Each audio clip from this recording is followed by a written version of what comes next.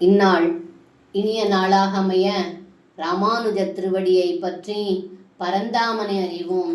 தினம் ஒரு நாராயணீயம். 73வது தசகம். பகவான் மதுரைக்கு புறப்படுதல்.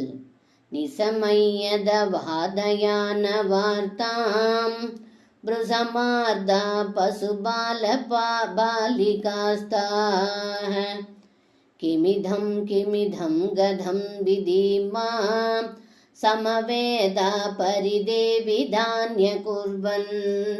இந்த பாடலுக்கு அர்த்தம்: ஏ குருவாயூரப்பா, தாங்கள் மதுரை நகருக்கு செல்லுவதை கேட்ட ஆயர் சிறுமியர்கள் எல்லோரும் தாங்க முடியாமல் மிகவும் மனம் வருந்தினார்கள்.